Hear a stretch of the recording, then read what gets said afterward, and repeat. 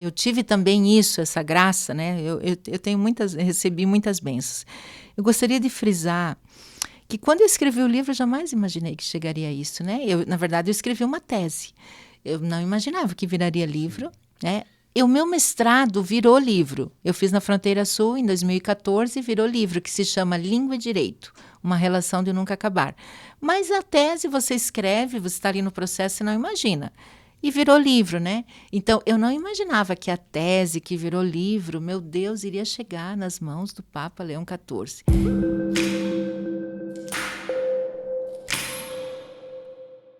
Olá, sejam todos bem-vindos. Estamos começando mais uma edição do Fala Mais, o nosso podcast aqui do Oeste de Santa Catarina, onde a gente recebe os nossos convidados para bater um papo, conhecer um pouquinho das suas histórias, compartilhar conhecimento, como a gente sempre fala aqui.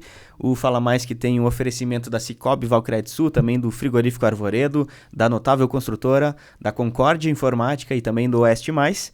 E vamos lá, a apresentação da nossa convidada da semana. Vamos lá, hoje a gente tem que cuidar no português aqui, né?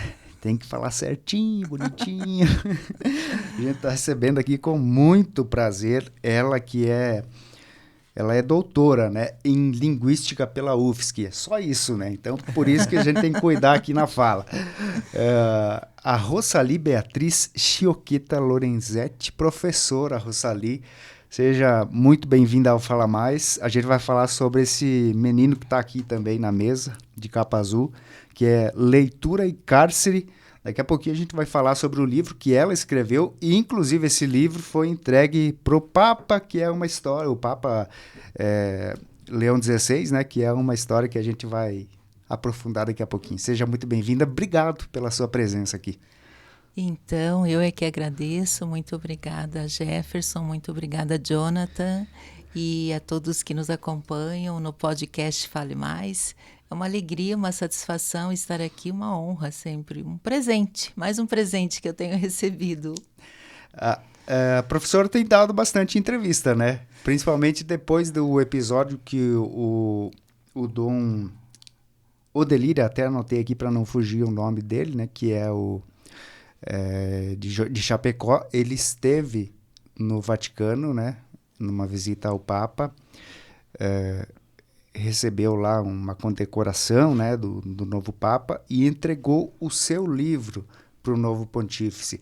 E depois desse episódio, acredito eu, a senhora tem sido bastante requisitada para dar entrevistas. É verdade, Jonathan. Puxa vida, eu já vinha numa crescente, já via, sabe, assim, felizmente o livro foi muito bem acolhido, houve uma receptividade grande com muitos leitores e bem divulgado, saiu reportagem na Folha de São Paulo, saiu reportagem na DW, que é a segunda maior mídia do mundo, enfim, vários, né, no próprio G1 e tudo mais. Mas, de fato, quando o livro é entregue pelo Dom Odelir José Magre, que ele é o arcebispo de Chapecó, mas ele também é o presidente da CNBB Regional Sul 4, que é toda Santa Catarina, né? Então, são 10 bispos aqui, todo o estado. Ele é o presidente. Então, quando ele entregou no dia 1º de julho, de fato, tenho recebido muitos convites e fico muito feliz. Por exemplo, eu dei entrevista para a TV Aparecida. Agora eu tenho entrevista com a TV Evangelizar, de Curitiba, do padre Reginaldo Manzotti, né? E entre outras, né? Então, também lá na minha cidade, que é Xanxerê, né? Nas mídias lá também. E fico muito feliz com esses convites e poder partilhar um pouco, né? Da mensagem que o Leitura e Cárcere traz. O que esse livro tocou o coração, digamos assim, né? O coração das pessoas para ele chegar ao Papa, né? Como que ocorreu isso? Alguns me pedem assim, meu Deus, Rossali, como que esse livro, como que Dom Odelir levou o livro? Então, eu já vou contando. Fica à vontade, o nome é justamente esse, é para você falar mais sobre... Legal. Então, o ano passado, no mês de final de setembro, início de outubro, houve um encontro na cidade de Lages. Eu sou da Pastoral Carcerária e havia pessoas de todo o estado de Santa Catarina. Eu sou secretária da Pastoral Carcerária do estado. E aí, neste encontro, o padre Almir Ramos, que ele é de São José, região metropolitana ali de Florianópolis, ele falou o livro da professora Rosalie precisa chegar nas mãos do Papa Francisco. Nossa, eu estava na plateia, assim, eu realmente fiquei com o coração bem aquecido. Aquilo foi muito forte para mim. Eu pensei, meu Deus, quando? Eu fiquei em silêncio, fiquei estarrecida, assim, fiquei emocionada. E o Espírito Santo vai agindo, sabe? Então, talvez a mensagem... Ele havia lido o livro, ele está fazendo mestrado na PUC em Curitiba. Inclusive, ele cita o livro no estudo dele, né, na pesquisa dele. Então, talvez pelo fato dele ter lido o livro, ter conhecimento... o Papa Francisco, ele tinha assim um olhar diferenciado para as pessoas que estão presas, tanto que todos os países que o Papa Francisco visitou, ele sempre visitava um cárcere, uma unidade prisional. A última saída do Papa Francisco, fora dos muros do Vaticano, antes dele falecer, foi na Quinta-feira Santa, quando ele visitou o Presídio de Rebibbia, lá em Roma. Então, a última vez que ele saiu dos muros do Vaticano foi uma unidade prisional. Então, ele tinha esse olhar realmente para a pessoa presa. E eu, inclusive, eu abro o livro com a epígrafe da fala do Papa Francisco. Eu vou trazer, eu gosto muito dessa fala dele, que ele diz: condenar nunca, ajudar a se levantar e a se reinserir na sociedade. Porque equívocos, erros, quem está livre? Quem que está livre? A gente sempre quer acertar, mas a gente pode cometer algum equívoco, né? Claro que quem está preso não cometeu um equívoco, foi uma infração, foi um crime, né? E ele está lá pagando por isso, né? Mas nem por isso ele precisa ser... a lei de execução penal, ela vai dizer que ele perde a liberdade. E o livro traz um pouquinho da realidade do que está no sistema carcerário nacional, que nem sempre ele perde só a liberdade. Ele perde muitas vezes também a dignidade, né? Então, esse olhar todo do Papa Francisco, agora resumindo um pouquinho, fez com que esse padre de São José, o padre Almir, ele considerasse importante que o livro chegasse às mãos do Papa Francisco. E aí, em fevereiro, Dom Odelir esteve em Xanxerê, e o padre Adir Rodrigues, que eu tenho uma estima muito grande, agora ele é o pároco aqui de Vargião, próximo à Ponte Serrada. O padre Adir Rodrigues, na reunião, chamou e falou: professora, vamos conversar com o Dom Odelir para ele levar o livro. E o Dom Odelir já conhecia a obra, porque eu tinha recebido um convite da CNBB Sul 4 para eu ministrar uma palestra. Eu ministrei uma palestra em Três Etilhas para todos os padres de Santa Catarina e os bispos todos, estavam todos, os 10. Então, o Dom Odelir já conhecia a obra. Ele nem deixou o padre Adir contar muito, falar muito. Ele falou, não, eu levo. Eu levo o livro para o Papa Francisco. No dia 29 de junho, eu vou receber o palio, porque aí ele deixou de ser bispo e passou a ser arcebispo, né? E aí, fazia 2 dias que o Papa Francisco havia sido internado. E o Dom Odelir, não esqueça as palavras dele, ele disse, professora, talvez o Papa Francisco não receba o livro, mas aí o seu sucessor receberá. E foi o que aconteceu. Então, agora, quem recebeu o livro foi o Papa Leão XIV, né? O sucessor do Papa Francisco. Que legal. E como é que foi o processo de criação, Rosalie, do livro? Quando ele começou a ser pensado e por que ele começou essa ideia? Então, Jonathan e Jefferson e os que nos acompanham, né, pelo Fala Mais, pelo podcast, na verdade, eu não tinha a intenção de escrever um livro. Interessante, né? Eu sou professora da UNOESC Xanxerê, então eu durante muitos anos coordenei um projeto de extensão universitária do curso de Direito, em que os nossos alunos do curso de Direito liam a mesma obra que o preso. Desde 2015 isso, né? Então de certa forma foi de vanguarda, porque o projeto Despertar pela Leitura do Governo do Estado de Santa Catarina foi em 2018 e o nosso já estava atuante desde 2015, né? Ali na unidade prisional de Xanxerê. E a partir desse projeto que eu coordenei, eu fui também nomeada pela universidade para eu ser membro do Conselho da Comunidade pela universidade. Lá nesse Conselho da Comunidade, nós nos reuníamos bimestralmente no fórum. Lá eu conheci a pastoral carcerária, uma senhorinha maravilhosa que foi coordenadora, ela faleceu na pandemia, ela foi coordenadora da pastoral carcerária durante 30 anos, e ela dizia, professora, venha com nós fazer parte da pastoral carcerária. Eu dizia, dona Lorena, não posso, não tenho tempo, porque eu era catequista, então além de ser professora, mãe de 3 filhos, estava estudando e trabalhava na Caixa Econômica, eu sou aposentada da Caixa Econômica, então eu trabalhava na Caixa Econômica, eu era professora da universidade, sempre trabalhei muito na vida. Depois acabei aposentando da Caixa, né? Hoje eu trabalho só na universidade e no Colégio La Salle. E aí eu disse, não, agora que eu tenho a turminha da catequese. E ela ia convidando, e o que ocorreu? No ano de 2017, a Pastoral Carcerária de Xanxerê promoveu um curso chamado Justiça Restaurativa. É uma justiça diferente da punitiva. Então veio uma irmã, a irmã Imelda Jacob, de Passo Fundo, ela ministrou esse curso para nós, foram 40 horas, e eu digo que esse curso foi, de certa forma, um divisor de águas, porque nesse curso eu fui mais uma vez convidada para ser da pastoral carcerária, e eu falei sim. Foi a Neuza Cipriani. Ela falou, Rossali, venha participar do pastoral carcerário. Eu falei, sim. E ela me olhou, tipo assim, meu Deus, essa mulher não sabe o que está dizendo. Como que ela vai dizer sim, né? Ela falou, Rossali, a pastoral carcerária. Eu falei, sim, Neuza, eu sei, sim. E aí eu entrei na pastoral carcerária. E a partir daí, eu acabei, na sequência, né? Fiz a seleção para o doutorado na UFSC, fui aprovada. E numa conversa informal, o que eu ia pesquisar no meu doutorado? Em linguística. Linguística é a ciência da linguagem. Então, eu ia pesquisar qual era a língua portuguesa que se ensinava nos cursos de Direito no estado de Santa Catarina, em todo o estado. Porque no mestrado na Fronteira Sul, eu havia pesquisado só em Xanxerê. Qual era a língua portuguesa que se ensinava no curso de Direito em Xanxerê. Então, minha intenção era estender a pesquisa para o estado. E o professor orientador lá, o Dr. Sandro Braga, ele havia gostado do tema. Ele considerou interessante, diversificado, né?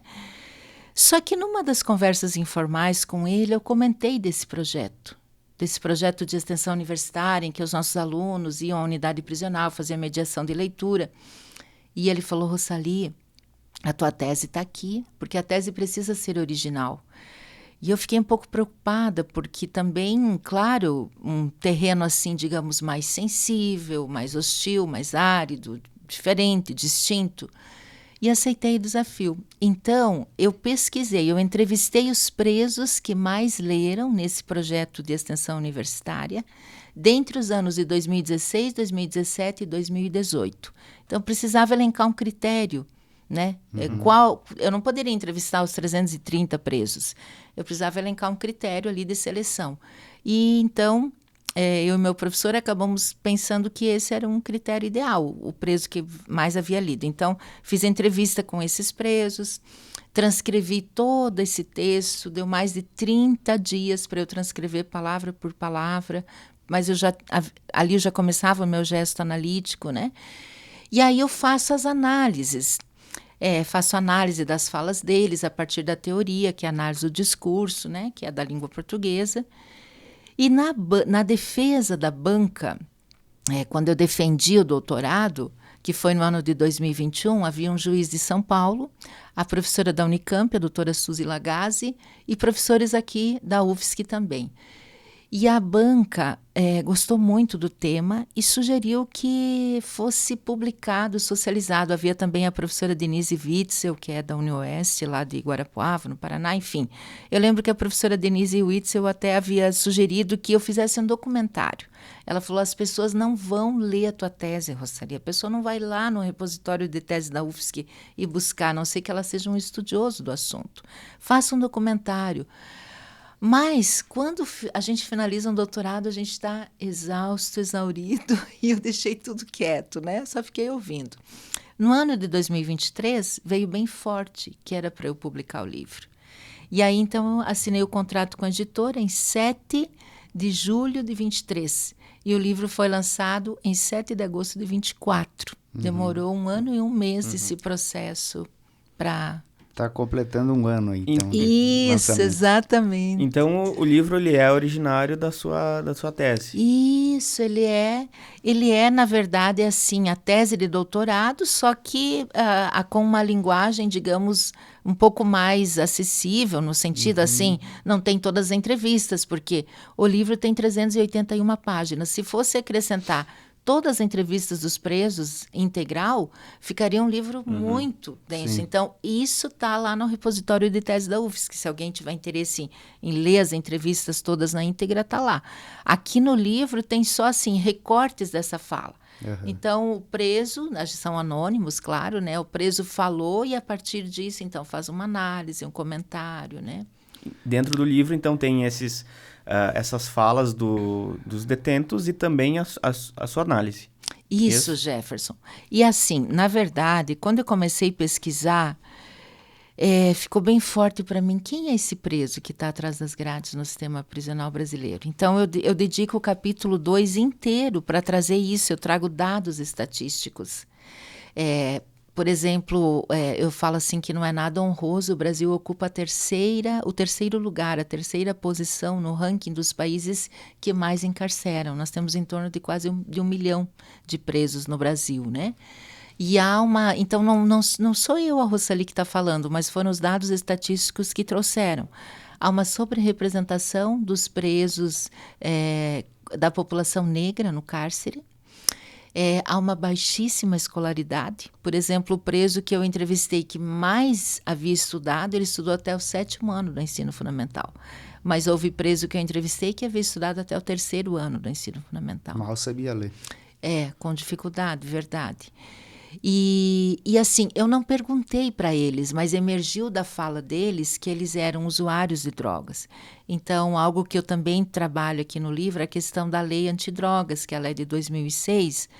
E em uma década houve um aumento de 480% de presos, em 10 anos, né? De tipificação de presos com esse crime, né? Então, eu faço uma leitura disso também, um comentário disso, né? E também eu não fiz essa pergunta, mas emergiu das falas deles a questão da vulnerabilidade social. E 100% dos que eu entrevistei, lares desestruturados. Então, até a TV Pai Eterno me entrevistou no passado. E eu lembro que eu falei muito sobre isso, até por ser uma emissora religiosa, né? Mas eu comentei que, nossa, se a gente pensasse um pouco, né, sobre a importância da família, consideraríamos melhor essa questão. As crianças, elas ficam, né? As crianças precisam desse lar estruturado. O livro, ele traz uma análise mais profunda em relação aos temas que são escolhidos pelos presos para a leitura, porque a gente sabe, né, que a leitura ela é muito vasta. Então, você conseguiu identificar, no caso, se há uma maior propensão a escolha de um tema específico pelos presos ou é muito variado? Então, na época, por ser um projeto nosso aqui de vanguarda, fui eu até quem escolheu as obras que os presos iriam ler. Porque, assim, foi algo um pouco tanto rápido e eu precisei, o Conselho da Comunidade que adquiriu as obras, que comprou, eram 20 exemplares de cada título. Então, eu acabei escolhendo os clássicos da literatura universal. Claro que eu não iria pedir uma obra que eu não tivesse lido, então eu escolhi obras que eu havia lido, mas eu também tinha lido outras, né? Mas escolhi essas obras e optei pelos clássicos da literatura universal também pela questão de serem mais acessíveis financeiramente, porque se a gente vai pegar um livro de um escritor negro atual, acaba ficando muito caro, oneroso, e nem sempre não se tem muito recurso, né? Também, né? No sistema penitenciário também não tem muito recurso. Então, eu acabei optando, a maioria desses livros clássicos estão no domínio público, então fica fácil acesso e tudo mais, né? E aí, um dos detalhes que me chama a atenção é que os presos se identificaram com obras que traziam a questão do sistema criminal no texto, né? A temática da narrativa era essa. Então, por exemplo, o livro Crime e Castigo, do Dostoiévski. Os estudantes do direito liram. Os meus alunos, quem foi meu aluno do direito, eles sempre liam Crime e Castigo do Dostoiévski. A gente até fazia um trabalho, eles até comentam quando eles me encontram e tal. Então, eles liam esse livro, que é um livro denso, tem em torno de 600 páginas. E os presos, eles liam também. E nós ficávamos impressionados, porque eles sabiam o nome dos personagens russos, o Raskolnikov, etc. Eles sabiam, eles falavam o nome do personagem. E provavelmente eles se identificavam, então, com essa temática em função do que eles estavam vivendo. Tem relatos também do livro Os Miseráveis, que é do Victor Hugo, em que o personagem ficou 19 anos preso porque roubou um pão. Roubou um pão, ficou 19 anos preso, né, na França. Então, também eles se identificaram. Agora, praticamente nenhum deles comentou do Pequeno Príncipe, do Exupéry, que era um dos livros que eles liam. Eles gostavam muito também do Menino do Dedo Verde, do Maurice Druon. Eu falo no passado porque agora esse projeto, depois da pandemia, ele está suspenso. Ele não foi mais retomado, né? Então, estou usando o verbo no passado. Sim. Por isso, né? Mas, atualmente, eles têm o projeto de extensão, não é um projeto de extensão, eles têm o projeto do governo do estado de Santa Catarina, que é Despertar pela Leitura. Então, é o próprio estado quem manda os livros e tudo mais, né? Uhum. Certo. Esses presos, eles foram entrevistados, de certa forma, por ti, né? De qual presídio? De Chapecó, de Xanxerê? E destes presos que você conversou, tu comentou ali, grande maioria deles, relação com o crime de tráfico de drogas, mas quais outros crimes? Você entrava nessa seara de conhecer um pouco mais sobre o motivo o porquê do preso tá cumprindo a pena, né? Sim. Jefferson, então assim, eu entrevistei os presos do Presídio Regional de Xanxerê, foi em Xanxerê, porque os nossos alunos eles iam na unidade prisional de Xanxerê, então é essa unidade prisional. Havia um roteiro semi-estruturado, eu elaborei um roteiro semi-estruturado com algumas perguntas, mas ele não era engessado, então o preso também poderia fazer outros comentários. Eu não entrei nessa seara de pedir qual foi o crime ou por que ele estaria cumprindo a pena, né? Eu não perguntei isso. Eles assinaram, foi uma entrevista voluntária, eles assinaram o termo de livre consentimento, né? Então, eu tenho essas assinaturas, eles se voluntariaram. Quem foi chamado, os presos se voluntariaram, fizeram questão de fazer entrevista, né? E então, eu não sei qual é a pena, né? Inclusive, como eu participo da pastoral carcerária, nós visitamos todas as terças-feiras à tarde a unidade prisional de Xanxerê. A pastoral carcerária, que é da Igreja Católica, ela vai nas terças-feiras à tarde.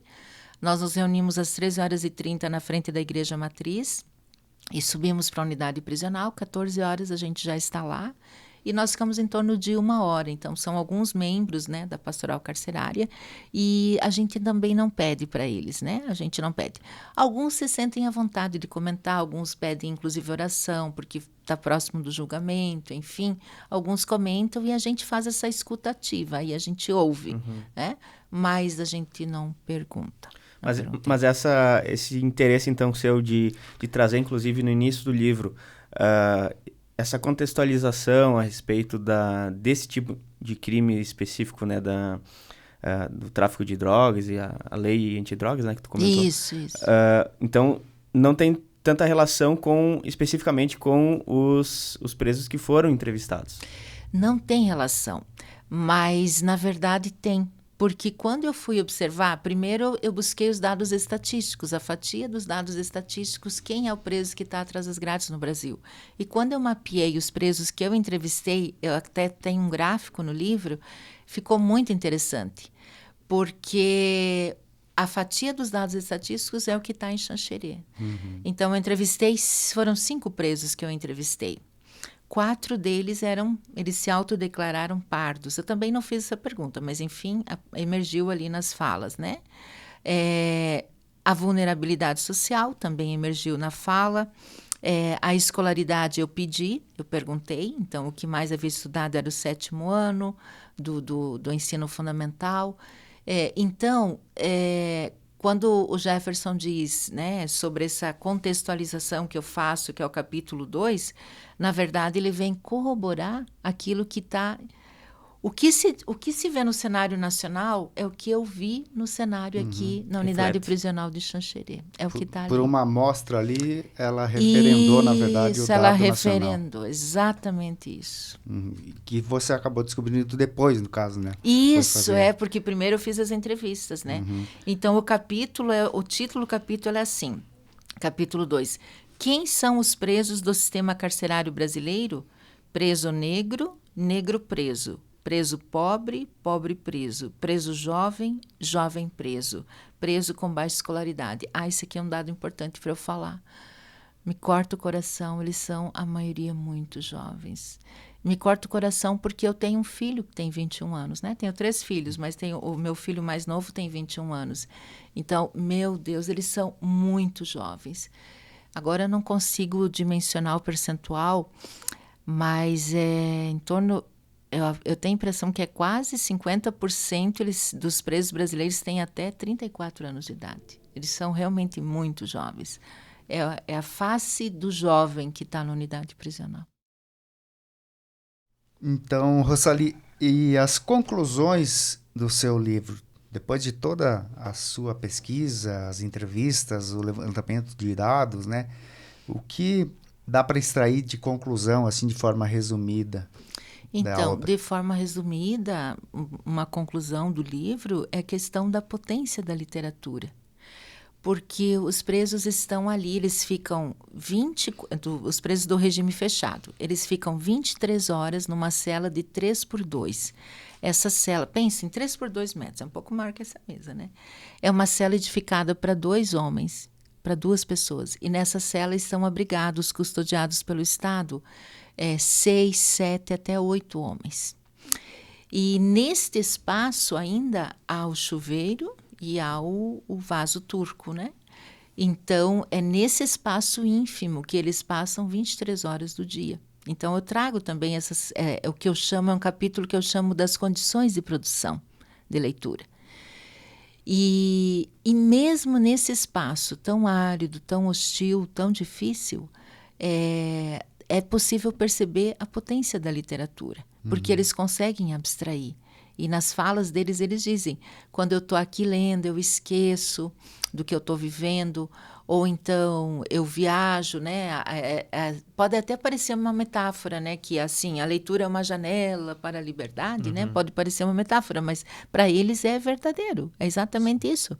Porque a cada livro, pela lei de execução penal, a cada livro lido, o preso tem direito a 4 dias de diminuição na pena dele. Só que tem um quantitativo, ele só pode ler 1 livro por mês e 12 livros por ano, é o máximo. Aí vocês podem perguntar, mas se ele quer ler 30 livros por ano? Ele pode. Ele pode ler 30 livros por ano, mas para contar para a legislação, serão só as 12 obras. 12. Ele vai ter 48 dias a menos, né? Então, ficou evidente assim, veja, se é uma condição tão hostil e ele passa ali 23 horas nessa cela, se ele está com um livro na mão, veja que ele não tem nem muita condição para a leitura, né? Porque eles têm de deixar os colchões encostados na parede, porque eles não têm cadeira, eles não têm, né? Ou eles sentam no chão, eles não têm, claro, até pela questão da segurança e tudo mais, que a gente nem vai, né, discutir isso, com certeza. Mas não há biblioteca na unidade prisional, não tem um espaço que eles possam sair da cela e que eles possam ir fazer a leitura, não existe isso, né? Então, eu chorei muitas vezes durante a escrita da minha pesquisa, que eu não sabia que ia virar livro. Eu chorava porque, às vezes, me doía muito a lombar, eu ficava cansada de ficar ali horas escrevendo no computador. E quando eu pensava que estava doendo e que estava difícil, eu no conforto do lar, eu pensava, como que eu posso me queixar? Eu aqui no conforto do lar, que eu posso tomar uma xícara de chá, enfim, né? E o preso está lá lendo naquelas condições. Então, por exemplo, tem um relato que me marcou muito, que eu fiquei até um pouco chocada, tive que me refazer, que o preso comentou que... Eu perguntei se ele havia gostado da narrativa e qual delas e tal. E aí ele diz que gostou muito do Admirável Mundo Novo, do Aldous Huxley, que é um livro que eu recomendo que todos leiam. Foi escrito na década de 1940, mas é um livro muito bom, que tem uma ideia futurística, né? E aí ele se identificou com esse personagem porque a mãe dele, o pai batia muito na mãe. E aí ele ficou muito... aquilo acho que foi, sabe... Ele não conseguia mais lidar com aquilo e chegou um momento em que o pai bebia, chegava, batia na mãe e ele foi defender a mãe. Quando ele foi defender a mãe, ele tinha 9 anos. Quando ele foi defender a mãe, o pai deu um tiro nele. O pai atirou na perna, ele me mostrou a cicatriz da bala na perna. Aquela hora assim... meu Deus, precisei respirar fundo, né? Porque aí, por isso que eu falo assim da questão dos lares desestruturados, da questão de que a família é a célula da sociedade. Então, olha só o que aconteceu ali naquela família. A mãe, 1 ano depois, faleceu. E esse menino de 9 anos que ele tinha, que pense, uma criança ser baleada pelo próprio pai. Onde que está a confiança, enfim, os valores, né? E aí esse menino estava lá, e ele é jovem, esse menino estava lá na unidade prisional, né? Então foi uma história que me marcou. Mas ele gostava tanto da leitura, ele queria terminar aquela obra, que ele era um preso regalia, porque há os presos que usam uniforme laranja, que são aqueles que ficam no regime fechado, né? Ficam lá dentro da cela, eles chamam X na terminologia deles, na gíria deles. E os regalias são os presos que usam uniforme verde, e eles trabalham para os outros presos e trabalham para os agentes prisionais, os policiais, né? Então, eles que vão à cela, eles abrem o cadeado, enfim, trazem um preso que vai para uma audiência, etc., né? E esse preso, ele era um preso regalia, então ele era do uniforme verde.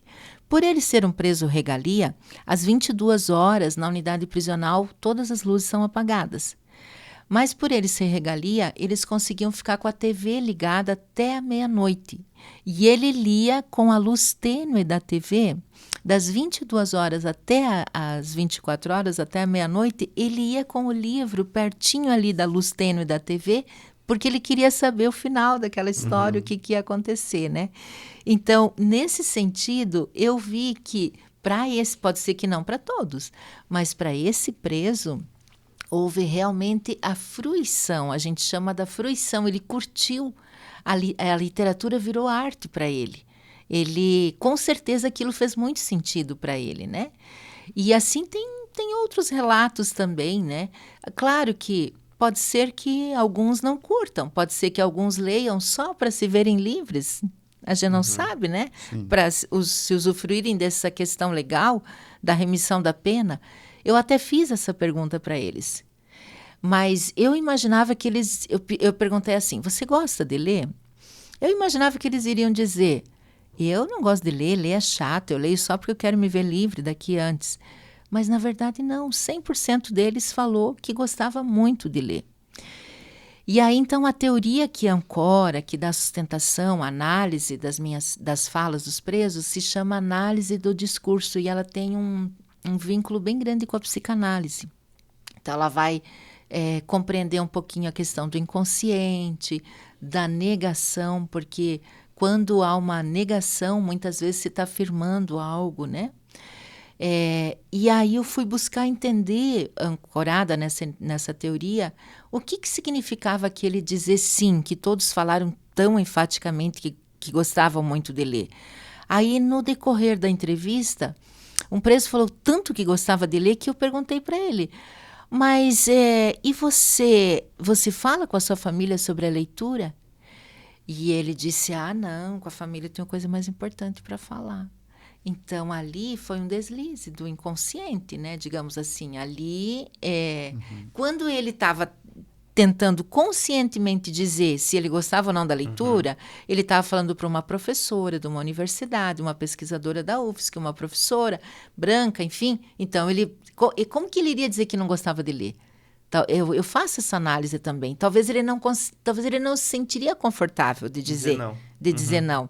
Então, ele disse que sim. Só que aí depois, no decorrer da entrevista, houve alguns deslizes, assim, no sentido que inconscientemente ele deixou a entender que, na verdade, não era tanto essa paixão pela leitura. Não é que ele gostava tanto. Porque se realmente ele amasse ler, Ele iria comentar com a esposa dele, iria comentar com os filhos. Agora, houve preso que disse para mim, agora meus filhos, eu já falei para minha esposa, o presente dos meus filhos é livro.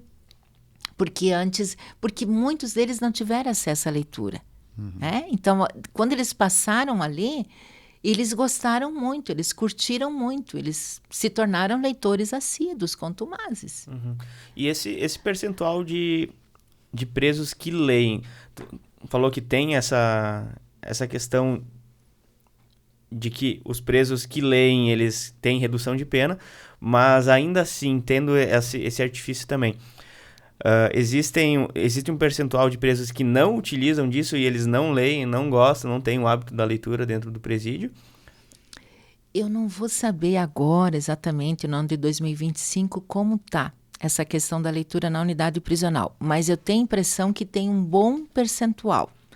Inclusive, eu fiz a doação de vários exemplares. Eu doei 20 exemplares do Leitura e Cárcere, fiz uma roda de conversa com os presos, né? E expliquei o livro. Então, eu fiz questão de fazer uma devolutiva para a unidade prisional. Eu fiz a pesquisa, saiu um livro. Eu quis devolver para eles, eu quis que eles soubessem, né?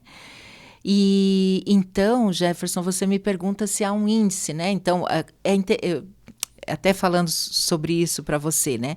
Para vocês, para quem nos acompanha no podcast Fale Mais. Então, é interessante que muitas vezes que eu vou lá pela pastoral carcerária, eles me mostram, professora, alguns me chamam Beatriz, professora Beatriz, alguns chamam a Rossali e tal. Olha o que eu estou lendo, olha, a gente está lendo. Agora eles me falaram, faz 15 dias, que eles estão concorrendo a um prêmio, e era para escrever sobre um livro que havia marcado. E um dos presos comentou que ele e uns colegas escreveram sobre o Leitura e Cárcere, né? Então, eles leem, se apaixonam e fazem questão de comentar. Tem um vocabulário excelente. Eu dizia, a professora Fernanda Oliveira, que é a coordenadora do curso de Direito, eu comentava, Fernanda, meu Deus, às vezes tem alguns presos que têm um vocabulário melhor que os alunos do curso. Eu falo isso porque é fato, sabe? Claro, porque leem muito, né? E a leitura vai contribuir com muitas situações. Uma delas é o aumento do vocabulário. Então, não tenho a resposta do percentual de presos que leem na unidade prisional de Xanxerê. Em 2023, houve um censo nacional para mapear como que estava a questão da leitura no Brasil, nas unidades prisionais. Porque quando eu fiz a pesquisa, nosso índice era muito pequeno. 3,5% dos presos do Brasil tinham acesso à remissão de pena. Eu terminei a pesquisa em 21. Né? Os dados do Infopem são dados de 2020. E aí, a partir disso, enfim, né, esse censo conseguiu mapear e aumentou o percentual. Mas vejam, 31,5%, não lembro agora se é 30% ou 31,5% dos presos, mas é esse o percentual. Pelo censo de 23, que foi realizado pelo Conselho Nacional de Justiça, somente 30% dos presos do Brasil leem para remissão de pena. Então, por quê? Porque muitas unidades prisionais não têm biblioteca, não têm livros. Essa é uma das questões. Essa é uma questão assim, prioritária. Se não tem biblioteca, imagina se vai ter bibliotecário. Não tem bibliotecário, não tem espaço. Aqui na unidade prisional de Xanxerê, por exemplo, nós não temos um espaço, nem um espaço que o preso possa fazer leitura, não tem. E não tem nenhum espaço assim que deveria ter pela lei de execução penal, que é ter uma capela, ter um espaço para a religião, não tem. A pastoral carcerária nós somos muito bem atendidos pelo diretor, pelos servidores da unidade prisional, mas o que eu estou comentando é que a infraestrutura, ela é precária, né? Sim. E sobre a própria pastoral carcerária, você comentou que, inclusive, ela foi uma das portas de entrada para você fazer a escrita da tua obra, né?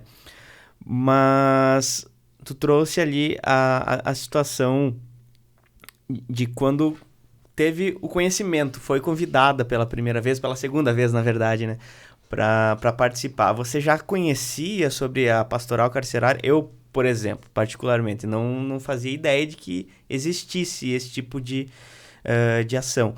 E na prática, né, quais são as atividades que a pastoral desenvolve junto com os detentos? Essa pergunta é bem importante. Então, eu passei a conhecer um pouquinho da pastoral carcerária quando eu fui nomeada como membro do Conselho da Comunidade pela UNOESC, pela universidade, que aí nós nos reuníamos bimestralmente no fórum, era o doutor André Bianchi, que era o juiz na época, e aí o Conselho da Comunidade fez várias melhorias na unidade prisional ali de Xanxerê. Por exemplo, foi o Conselho da Comunidade que construiu a cozinha industrial que tem até hoje, dizem que é uma das melhores do estado, a cozinha industrial. São os próprios presos de Xanxerê que cozinham para os presos, né?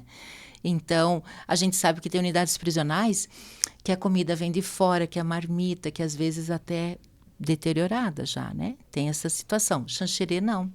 Nesse sentido é excelente, né? E outras melhorias, por exemplo, foi a lavanderia, foi o Conselho da Comunidade que organizou a aquisição de compras de máquinas de lavar, etc., né? Então, a partir disso, eu comecei a ter... passei a conhecer um pouco mais do trabalho da pastoral carcerária. E aí, quando convidaram, eu sempre fui muito de fé, e eu fui catequista muitos anos, eu sou de Pato Branco, no Paraná, fui catequista lá, aqui em Xanxerê fui muitos anos catequista. Meus pais, em Pato Branco, são ministros da Eucaristia há mais de 40 anos, tanto o pai quanto a mãe. Então, eu sou de uma família, digamos, de religião, né? Uhum. Então, eu tenho essa questão, assim, da fé muito forte. E eu, a partir daquele curso de Justiça Restaurativa, então, havia finalizado a turma da catequese, eles haviam crismado em junho, e em julho esse curso, e eu passei a ingressar. Então, Jefferson, eu não sabia tudo que eles faziam, não sabia as especificidades, né? Mas eu conhecia um pouquinho eu conhecia. E aí, então, eu vi que era uma vez por semana, vamos à unidade prisional, mas então a gente fala que a pastoral carcerária é uma pastoral da escuta, que a gente precisa mais ouvir do que falar. Tem o padre Adir Rodrigues, né, que ele é o pároco de Vargião, mas ele foi coordenador da pastoral carcerária da Diocese de Chapecó durante muitos anos, né? E ele sempre fala que ele vai para a unidade prisional ver o rosto de Jesus Cristo, porque ele comenta que o encarcerado que está lá é a face de Jesus, que é o que ele, né, enfim, considera bem forte essa fala dele. E acredito que seja isso mesmo, né? Claro que eles cometeram infrações, cometeram crimes. A gente sempre fala que a gente jamais vai passar a mão na cabeça, né? Eles precisam pagar por aquilo. Mas quem somos nós para julgar, né? O Papa Francisco dizia, a gente sempre quer acertar, mas daqui a pouco a gente também pode se equivocar. E assim, pelo meu estudo, pela minha pesquisa, por pesquisas várias que eu li, eu cito mais de 140 obras aqui. No livro, no final, de referências, tem mais de 140 obras. Eu tenho essas obras, assim, os livros físicos, que eu preciso da função tátil, eu preciso tatear os livros. Então, eu tenho esses livros na biblioteca e outros tantos. E se fosse alguma tese, alguma dissertação, eu imprimia e lia. E teve um estudo de uma professora que ela pesquisou no Congresso Nacional. É bem interessante a pesquisa dela, a Frari, e ela vai trazer que, na verdade, os nossos políticos, eles legislam em causa própria, né? A pesquisa mostra isso. Vale a pena ler, não sou eu que estou falando, né? Foi a pesquisa dela que trouxe. Então, dificilmente vai ficar numa unidade prisional uma pessoa que... que roubou, que investiu em corrupção, esse tipo de situação. Infelizmente, vai estar na unidade prisional aquele que não tem muita condição financeira. Tem vários casos no Brasil dos presos famélicos. O preso que roubou lá 1 quilo, 2 quilos de carne, às vezes para sustentar. E mulheres, tem muitas mulheres também que nossa, tem a unidade prisional feminina em Chapecó, por exemplo, né, que desde Lages para cá, todos ficam na unidade de Chapecó. Então, tem casos até de mães que roubam. Eu estou referendando isso de forma nenhuma. É errado, né? Mas o que a pesquisa mostra é que aquela pessoa que muitas vezes rouba milhões, ela nunca vai ser presa. E a pessoa que roubou um pote de margarina, ela vai ficar lá 2, 3, 5 anos. Rosali, você já teve... Eu te chamei de Rosali agora. Rosali. Desculpa. Imagina. Professora, professora é mais fácil, né? Você já teve algum feedback do livro que foi entregue pro Papa? Não, eu não tive feedback. Agora eu vou contar em primeira mão para vocês. Porque fiquei bem emocionada segunda-feira. O Dom Odelir entrou em contato comigo. Até então, eram outras pessoas. Era o Padre Anélio, que é assessor dele, que contatava comigo. Professora, faz isso, aquilo, né? E aí, meu Deus, quando abriu o WhatsApp, o Dom Odelir, nossa, né? O reverendíssimo Dom Odelir ali, fiquei emocionada mesmo. Aí ele comentou que o Papa Leão XIV entregou algo que ele fazia questão de me entregar e que ele queria marcar um momento, né? Então, sexta-feira de manhã, agora, na próxima sexta-feira, eu e meu esposo iremos lá a Chapecó, na catedral, né? E o Dom Odelir vai fazer a entrega. Então, acredito que ali, nesse momento, ele vai contar um pouquinho, né? Então, tá na expectativa também. Estou na expectativa também. Mas assim, olha, junto com a comitiva do Dom Odelir, estava o padre Itamar Belebon, que ele era o nosso pároco e ele era o nosso coordenador da pastoral carcerária em Xanxerê. Ele é, assim, ele é uma pessoa muito especial, agora ele está em Ceará. Ele tem quase 2 metros de altura. A gente até brincava que, nossa, quando ele chegava na unidade prisional com aquele tamanho, né, os presos, mas eles jamais fazem qualquer investimento nesse sentido, né, mas que ele impunha respeito pelo tamanho. A gente brincava assim. E aí o padre Itamar, como ele tinha meu contato, ele enviava fotos e tal, né, então eu tive também essa graça, né, eu tenho recebi muitas bênçãos. Eu gostaria de frisar que quando eu escrevi o livro, eu jamais imaginei que chegaria a isso, né? Na verdade, eu escrevi uma tese. Eu não imaginava que viraria livro, né? E o meu mestrado virou livro. Eu fiz na Fronteira Sul, em 2014, e virou livro, que se chama Língua e Direito, uma relação de nunca acabar. Mas a tese você escreve, você está ali no processo, você não imagina. E virou livro, né? Então, eu não imaginava que a tese que virou livro, meu Deus, iria chegar nas mãos do Papa Leão XIV. E a editora Pris, que é editora de Curitiba, eles escreveram tão lindo, assim, eles colocaram a foto do Dom Odelir entregando o livro para o Papa, e eles escreveram um texto que considerei muito bonito. Eles escreveram assim, uma obra, não é qualquer obra que chega às mãos do Papa, é uma obra que toca o coração, né? E antes de tocar o coração do Papa, ela tocou o coração de outras pessoas, né? E eu tenho recebido, desde que ele foi publicado, eu tenho recebido tantos feedbacks maravilhosos, pessoas do Brasil inteiro, porque no marca-páginas vai o meu contato ali, né? A editora acabou publicando o meu WhatsApp, o Instagram, enfim, né, o Facebook. E é legal. Eu, num primeiro momento, não havia entendido, e depois considerei muito bacana. As pessoas te acham fácil, né? E isso, as pessoas começaram a enviar mensagem do WhatsApp do Rio Grande do Sul, do Rio Grande do Norte, do Pará, meu Deus, do Maranhão. Vocês não fazem ideia. Muito interessante. E pelo Instagram também, as pessoas me contatam, né? E pessoas que eu tive contato na vida alguma vez. Por exemplo, agora, na foto ali do livro sendo entregue para o Papa, teve uma senhora de Pato Branco que ela escreveu um textão ali na rede social. E ela colocou, eu quero ler teu livro. Você foi a primeira professora do meu filho. Olha só. E então eu trabalhei 5 anos em Pato Branco no Colégio das Irmãs com crianças de 4 aninhos. A gente chamava Jardim de Infância na época. Então, com certeza, ele tinha 4 aninhos, né? Então, eu acabei tendo contato com essas pessoas. E Pato Branco me chamou também, me convidou para eu ser membro da Academia de Letras de Pato Branco. Foi a partir do livro. Foi em novembro que eu fui empossada. Foi uma solenidade maravilhosa, muito honrosa, né? E assim... Nossa, muitos desdobramentos, reverberações a partir de algo que eu escrevi com muito amor, com muita dedicação, com muita paixão, com muita renúncia. Não, durante o processo que eu estava escrevendo, eu tirei as redes sociais todas do celular. Eu acessava o Instagram e Facebook, LinkedIn, uma vez por semana no PC, no computador, para eu ter foco, para eu realmente me dedicar à escrita. Mas eu não parei de trabalhar, então eu era professora da universidade e escrevia a tese. Meu Deus, a gente se vira nos 30, não é fácil. Mas, ô professora, já sabe qual é o presente que vai receber na sexta-feira ou é surpresa? É surpresa, é surpresa. Mas eu imagino que seja algo, né, assim, Sim, simbólico, né? Claro. Simbólico, imagino que seja simbólico, né? Mas sexta-feira à só tarde, por isso é à muito tarde especial. Vai pra lá?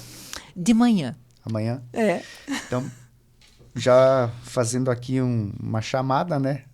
O podcast está indo pro ar na quinta-feira, mas na sexta-feira a gente vai contar no Oeste Mais. Na verdade, quando for pro ar aqui, já vai ter acontecido, né? Que o nosso episódio de hoje vai pra próxima semana. Verdade. Sim. Eu tava contando essa quinta-feira. Então. Sim, Mas então, quando o podcast for pro ar, a gente já vai estar sabendo qual é exatamente. A mensagem, né? Sim, enfim, ali. sim. A resposta do papo. Assim, também comentar Se tiver curiosidade, vai lá no Oeste Mais que tá lá. Isso. Também comentar que quando, em fevereiro, o Padre Adir e o Dom Adelir comentaram do livro chegar às mãos do Papa, ali na semana seguinte, o meu coração, sabe, eu penso que foi iluminação do Espírito Santo, porque veio bem forte para mim no coração.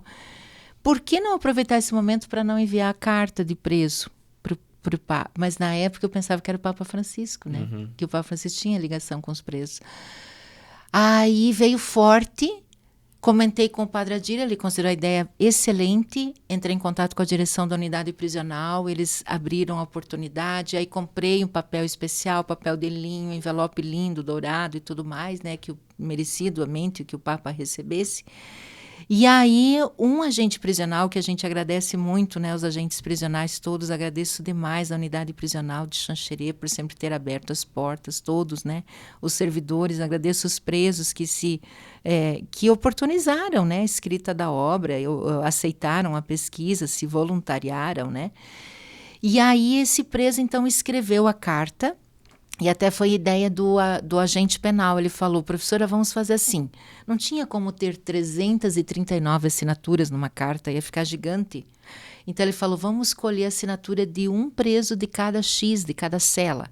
Então foram 58 assinaturas junto com a carta. E depois, o que ocorreu? Aí o Papa Francisco faleceu, meu Deus, foi uma tristeza, né, muito grande. Eu pensei que havia finalizado ali, tudo bem. Aí o Padre Adir entrou em contato comigo no sábado de manhã. Professora, o Dom Adelir está indo em missão para a África antes de ir para Roma e precisamos... o livro autografado agora para o Papa Leão XIV e agora a cartinha do preso escrita para o Papa Leão XIV, porque aquela era para o Papa Francisco. Eu falei, Padre Adir, o senhor sabe como é difícil entrar na unidade prisional? Ele falou, fala com a agente prisional que vai ser possível. Aí o Espírito Santo agiu de novo, entrei em contato, as portas foram abertas. No sábado de manhã, levei o papel de linho lá. E aí, então, foi diferente. Ficou assim, um preso de cada galeria escreveu uma carta. Foram 3 cartas para o Papa Francisco. Um preso da Galeria A, para o Papa Leão XIV. Obrigado por corrigir, Jefferson. Então, foi um preso que escreveu da Galeria A, um preso da Galeria B e um preso da Galeria C. E essas 58 assinaturas, né? Então, isso também tocou o coração. Penso que tenha tocado o coração do Papa Francisco, né? Do Papa Leão. Nossa, eu realmente uma estima muito grande pelo Papa Francisco, né? Meu Deus. E aí, qual que era a essência dessas cartas, né? O texto, a essência. Porque eles escreveram livremente, né? Eles escreveram de livre, espontaneamente. Então, eles dão as boas-vindas para o Papa Leão, né? Eu considerei interessante, assim, eles se colocam, ele diz o nome, eu sou fulano de tal, aqui da unidade prisional, tal, né? Aí eles dão as boas-vindas, na essência, E eles pedem para o Papa Leão, assim, com muito respeito, né, para a sua santidade, o Papa, eles pedem para que, de alguma forma, ele dê continuidade no seu pontificado, que ele dê continuidade ao legado do Papa Francisco com relação às pessoas pobres, às pessoas marginalizadas, né? Eles tinham esse olhar, e às pessoas presas, né? Também. Então, a essência das cartas é essa. Então, o Dom Odelir, ele também gostou muito dessas cartas, no sentido, né? E a revista Veja, ela publicou isso, né? Então, houve uma repercussão, assim, bem significativa do fato deste livro ter sido entregue ao Papa, né? Então, eu considero importante. Nosso portal da revista Veja publicou, né? E aqui no estado de Santa Catarina, teve o ND+, que é acho que é a Record, né? Eles fizeram uma reportagem no estado todo, e até tá lá no meu Instagram, tem essas publicações todas no Instagram. E no estado do Paraná, também essa mesma emissora Record noticiou isso, né? E foi uma reportagem muito legal, muito bacana, sabe? Que foi feito muito bem elaborada. Porque a editora também teve todo o interesse, né? A editora teve interesse nisso, então eu tenho a impressão que a editora também contatou com essas emissoras, né? Assessoria de imprensa, alguma coisa auxilia, assim. né? Auxilia, Até porque também o assunto desperta muita atenção, né? Querendo ou não, é o Papa recebendo o livro de uma brasileira. De uma brasileira. Ou se fosse de uma argentina, de uma italiana, enfim, de qualquer outro lugar, né? No país em si, os veículos de comunicação também cairiam em cima. Né? Foi o que ocorreu, é verdade. E isso auxilia a disseminar também a mensagem do livro, né? Porque mais pessoas vão fazer a leitura, né? Eu também sempre comento que se alguém não quiser adquirir o livro, mas quiser ler a tese está lá no link do repositório de teses da UFSC, né? Tá lá também, é possível fazer a leitura online. Só que eu sou a pessoa que preciso ter a função tátil, eu preciso estar com o livro na mão, eu gosto de ler o papel, né? E então, essa editora de Curitiba, ela tem uma capilaridade, porque tem muitas livrarias que tem o livro e muitas plataformas. O livro está à venda até na Shopee, na Magalu, na Amazon. A Amazon é legal porque se a gente tem aquele Prime, em 24 horas o livro está na casa da gente sem frete, né? Sim. Mas também nem todos têm o Prime, daí tudo bem, paga um pouquinho ali o frete, né? Dá para comprar no site da editora também, né? Aqui ali em Xanxerê, próximo a nós aqui, né? Aqui no Oeste, o livro está disponível na Livros e Livros de Xanxerê, tem o livro físico, e tem o livro na Tenda Católica, que é a livraria do lado da Catedral, em Chapecó. Está lá também à disposição, né? Mas eu também fiz doação desse livro na Biblioteca da UNOESC, né? Então quem é aluno pode fazer empréstimo. Eu fiz doação desse livro para a Biblioteca Pública Municipal, em Xanxerê, então pode fazer um empréstimo também, né? Fiz vários exemplares, a doação, né?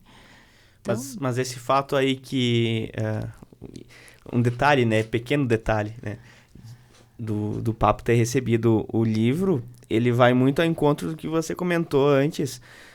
Lá atrás, quando estava concluindo tua tese, da pessoa ter dito para ti que fazer um documentário ou alguma coisa nesse sentido, justamente para disseminar mais os resultados do que você tinha estudado, né? E colocando isso dentro de um livro, é o primeiro passo. E o segundo passo é o livro ganhar toda essa proporção, né? A partir dessa comunicação, né? Feita através da informação ali, das notícias, né? Do Papa ter recebido ele, né? Então, isso ajudou muito também a, de certa forma, popularizar e chegar ao conhecimento de mais pessoas que, por si só pelo livro ter sido publicado, talvez não tivessem o conhecimento, né? Exatamente, Jefferson. Olha, foi a professora Denise Witzel, ela é de Guarapuava. Ela sugeriu o documentário, eu pensei, misericórdia, né? Que eu não tenho muito conhecimento de mídia, essas coisas. Então, veja, talvez ela, com a experiência dela, talvez ela já conseguiu vislumbrar algo, né? Para adiante. A gente que talvez não tivesse a experiência. Então, realmente houve uma repercussão grande e o fato de ter chegado ao Papa contribuiu muito mais. E eu quero comentar com vocês que eu tinha conta do Instagram. Porque as minhas filhas falaram, eu tenho uma filha que é médica em Curitiba, a Larissa, eu vou falar o nome delas agora, que eu morro de amor pelos filhos. Tem a filha que é professora do IFSC em Florianópolis, ela é doutora em inglês pela UFSC também, a Caroline. E tem o Ivor Júnior, que é o meu filho, que é piloto, formado em Ciências Aeronáuticas pela PUC do Rio Grande do Sul. Então, tem um amor tão grande pelos filhos. E os filhos falaram, mãe, tu tem que ter uma conta do Instagram. Eu nem sabia muito essas coisas. Então, criei a tal da conta no Instagram. E eu tinha uma mínima coisa de seguidores, poucos. Eu lembro que quando eu consegui 2.000 seguidores, gente de Deus, eu fiz uma publicação 2K, assim, que eu achei o máximo. Meu Deus, com o livro, vocês não fazem ideia. Num instantinho eu estava com 5.000 seguidores, 10.000 seguidores, 15.000 seguidores. Então, assim, foi algo que ultrapassou, eu não imaginava. E isso é movimento do livro. Sim. Foi com o livro, é muito interessante. O tema chegou, a mensagem chegou, sabe? É algo assim que eu não sei explicar. E que eu sempre comento que é o Espírito Santo. O Espírito Santo, Deus é maravilhoso e vai agindo na vida da gente, né? Então, sabe, é questão assim mesmo de Deus. É um pouco inexplicável, mas Deus explica, né? Sim. Certo. Então tá aí, né? O pessoal que quiser adquirir o livro, a professora já deu os caminhos ali, né? Pode ser comprado por meio dos e-commerce, né? Os canais digitais aí de venda, né? E nas também livrarias de forma física da em região. Xanxerê, né? Tá disponível. E em Chapecó. E Chapecó também, né, professora? Isso. Pra gente finalizar aqui, professora, fala um pouquinho da tua rotina, além, claro, dessa obra bonita aqui, que acabou chegando nas mãos do Papa Leão XIV. A sua rotina como professora. Você é professora universitária até hoje, né? Ministra aulas para quais cursos? Ah, legal. Então, eu trabalho na UnoESC há 24 anos. Pensa, 24 anos. Eu trabalhei 24 anos na Caixa Econômica, sou aposentada da Caixa, mas durante 12 anos eu trabalhava na Caixa e na universidade. Então, eu aposentei da Caixa e fiquei só com a universidade, mas eu também sou professora do Colégio La Salle. E na UnoESC eu transitei em praticamente todos os cursos por eu ser professora de língua portuguesa. Então, nós tínhamos ali na propedêutica, que a gente chama, que são as fases iniciais, sempre havia língua portuguesa. Agora, isso mudou um pouquinho, até para acompanhar o cenário, né, digamos assim, o cenário que a gente vive, né, da tecnologia e tudo mais. Então, hoje, os acadêmicos têm linguagens e metodologia de forma online, tudo bem. Mas alguns cursos mantêm o professor físico, né? Então, no curso de pedagogia, as licenciaturas, eu diria, que é quem prepara o professor. O curso de pedagogia, eu sou professora de língua portuguesa do curso de pedagogia. No curso de artes, que é um curso que está ocorrendo também. Mas, de modo geral, é bem triste, eu vou falar para vocês, né? E para quem nos acompanha no podcast Fale Mais, as pessoas estão deixando de ser professor. O professor precisa ser valorizado. Então, aqui em Xanxerê, na UnoESC, nós tínhamos licenciatura em letras, licenciatura em história, licenciatura em matemática, licenciatura várias, né? Preparava para vários profissionais. Hoje nós temos licenciatura em educação física, né? Professores de educação física, licenciatura em pedagogia. E artes, que é uma única turma, só nós temos, né? Claro, a UnoESC tem outros cursos também, né? Digamos assim, toda a estrutura da universidade. E então, eu sou, falando um pouco da rotina, né? Eu sou apaixonada por ser professora, minha vida, né? Eu comecei minha vida sendo professora. Eu comecei a lecionar no Colégio das Irmãs, em Pato Branco, no ano de 1981. Agora, nossa, que idade tem essa professora. Trabalho. Minha carteira profissional, assim, há muito tempo que está assinada, né? Como prof. Então, eu tenho muito orgulho disso, muita alegria para mim, sabe? Os meus filhos, principalmente o meu filho, ele diz, mãe, vai ter algum dia que você vai sair, que você não vai encontrar um aluno? Porque onde eu vou, sempre tem alguém, professora Rossali, vem abraçar e vem cumprimentar e mostrar o filho, essa é minha filha, esse é meu filho, enfim, né? Então, essa troca, essa conexão, ela é muito importante, né? Ela alimenta a alma da gente, ela nutre a alma da gente, né? Então, se a gente tem a profissão com amor, com dedicação, isso é fantástico. Essa é a minha rotina. Então, ralo muito, né? Porque para a gente ser prof, precisa se manter atualizado, a gente tem que estar sempre evoluindo, a gente não pode parar no tempo, né? E conhecer as tecnologias também e tudo mais, né? E é desafiante, claro que é desafiante, né?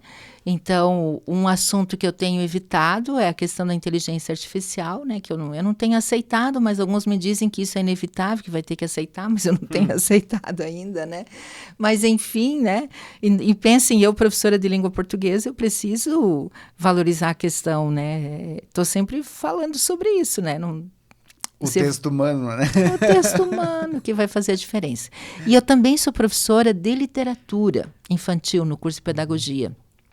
Vocês não fazem ideia, os contadores e contadoras de história que nós temos ali no curso de pedagogia, sabe?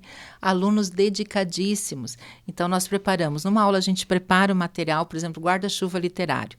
Aí, na outra aula, os alunos apresentam o material e apresentam a história, porque depois eles vão para as escolas, nos estágios, e vão para a vida profissional. Então, eles têm um acervo preparado, né? E aí, eu trabalho também, então, com formação de leitor, com mediação de leitura, nesse sentido, né? Então, como professora, essa é a minha rotina. Sou chamada bastante também para palestras, várias, às vezes, videoconferências, né?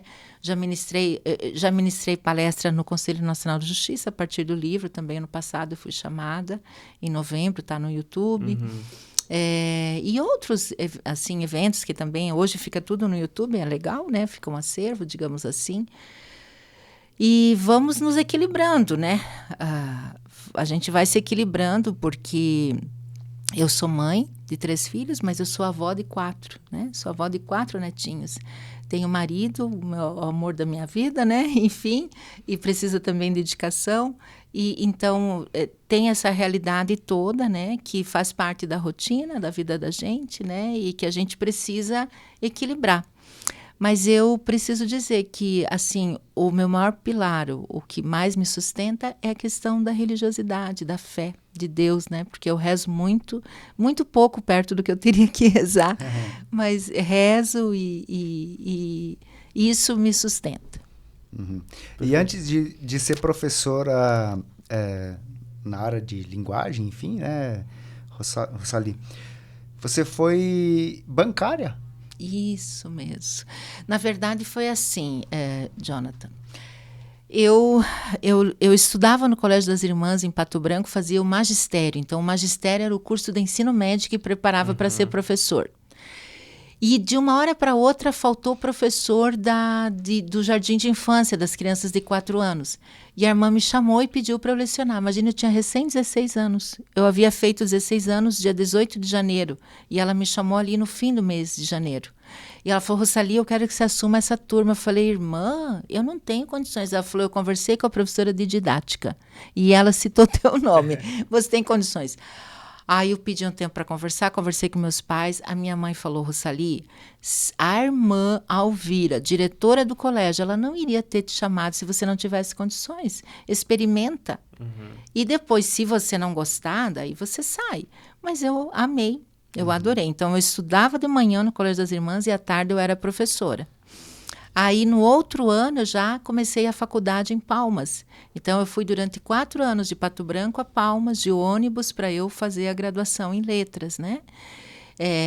E então, eu já era professora, respondendo a tua pergunta, né? Tua primeira profissão minha foi primeira professora. E eu passei no concurso do Estado do Paraná. Eu era professora concursada do Paraná. Conheci meu marido... E aí, ele era daqui... A família dele é de São Miguel do Oeste, mas ele tinha digamos assim, atividade profissional em Xanxerê. Aí ele falou, Rossali, vamos casar. E a minha mãe até sugeriu, Rossali, tu fica morando em Pato Branco e o Ivor vai... Não, o Ivor falou, não tem como, vai dar certo. Aí eu... Casamento à distância. Isso, casamento à distância não vai dar certo. Aí abri mão de tudo, né? Porque eu escrevia no jornal em Pato Branco, eu tinha um programa na rádio... Eu era uma jovem. Olha assim. Só. É verdade, eu era uma jovem assim, eu tinha uma certa liderança. E aí abri mão de tudo e vim para Xanxerê. Aqui em Xanxerê já consegui aulas, já fui trabalhar com aulas do Estado, mas acabei fazendo o concurso da Caixa, até por um convite de uma professora, colega, e passamos as duas, passei no concurso e trabalhei 24 anos na agência Xanxerê. Eu tenho uma gratidão imensa pela Caixa Econômica. Meu Deus, a Caixa Econômica foi minha segunda casa, minha segunda família. Os colegas todos, a gente tem uma amizade. Nós nos encontramos pelo menos uma vez por mês com as meninas, as colegas de uma vida toda, né? E aí, então, eu fui bancária durante 24 anos. Eu era assistente de negócios para assuntos de governo. Então, eu trabalhava com os prefeitos da região, eram 13 prefeitos e 13 prefeituras. Eu fazia essa atividade. Também trabalhava com clientes personalizados, aplicação financeira, mas fiz de tudo um pouco. Também fui caixa executiva uma época, enfim, né? Sim. Mas durante esse período não deixou de lecionar? É interessante isso, olha, quando a gente tem um dom e uma vocação, acho que isso acontece, né? Então, passei no concurso da Caixa, entrei na Caixa e pensei, vou ser só Caixa agora, né? Aí o irmão Adão do Colégio La Salle, falecido, que Deus o tenha, né? O irmão Adão me chamou, professora, precisamos de um professor aqui e tal, e venha, porque ele já me conhecia, eu já tinha trabalhado lá. E aí eu fui. Então, durante vários anos, eu trabalhava no Colégio La Salle, das 7h30 da manhã, 9h10, e 9h30 eu bati o ponto na Caixa, eu já estava na Caixa, era tudo corridinho. E aí, depois, quando eu fiquei grávida do último filho, meu marido falou, não, você está trabalhando muito, porque aí eu já estava na universidade. Então, eu trabalhava à noite na universidade, de dia na Caixa, e ainda dava aula no Colégio La Salle. Daí, acabei deixando o La Salle e fiquei só com a Caixa Universidade. Então, eu tenho essa experiência, assim, de ser bancária também. E que agregou muito, porque, com certeza, isso também contribui até para a minha atividade profissional de professora. Né? Porque essa questão, assim, a gente chama em educação de interdisciplinariedade, né? As conexões que a gente faz, né? O Enem gosta muito da intertextualidade, que é trazer um texto do outro texto, né? São as conexões, na verdade. Então, eu tenho certeza que o fato de eu ter trabalhado na Caixa, tive essa noção de corporativismo, desde etiqueta empresarial, tudo isso acabou contribuindo, né? Legal. Perfeito. Baita de uma trajetória, né? Bom, dona dessa obra aqui, a Rosalie Beatriz Chioqueta. Eu tenho que ler aqui o nome dela porque é um desafio aqui gravar na memória, né? Lorenzetti. Muito obrigado, Rosalie, pela sua presença, sua vinda aqui no Fala Mais, dedicar esse tempo tão corrido da sua rotina aí para bater um papo com a gente, trazer informações e falar sobre essa obra que chegou nas mãos do Papa, Leitura e Cárcere, Entre Linhas e Grades, O Leitor Preso e a Remissão de Pena. Parabéns. Obrigada, Jonathan e Jefferson. E ao podcast Fale Mais, fica aqui registrada a minha gratidão. Foi um momento muito especial, fico muito feliz de poder partilhar essa minha pesquisa, partilhar, né, com meus leitores a mensagem que o livro traz. Muito obrigada pela oportunidade, foi um presente eu estar aqui hoje. Um prazer, uma alegria. Ótimo. Muito bem, prazer todo nosso te conhecer. E dá para ouvir, na verdade, assim, na forma de você falar, a paixão que você tem por todas essas áreas que você comentou, né? Seja a profissional, lecionando, na escrita, nas ações que você faz junto à tua fé, inclusive, a família, né? Enfim, tudo isso. Então, muito, muito legal te conhecer e poder deixar o nosso podcast à disposição para também deixar registrado um pouquinho da sua trajetória. Muito obrigado. E obrigado também a vocês que nos acompanharam, né? Curtam o vídeo, se inscrevam no canal. No Instagram a gente vai deixar linkado também o perfil da professora, já que é um perfil que tá bombando, né? A gente vai deixar linkado aí também para vocês acompanharem mais de perto. E agradecimento especial aos nossos patrocinadores, né? As marcas que fazem o nosso projeto acontecer, que são a Cicobi Valcredsul, o Frigorífico Arvoredo, a Notável Construtora, a Concorde Informática e o Oeste Mais. Valeu, pessoal. A gente se vê na próxima semana.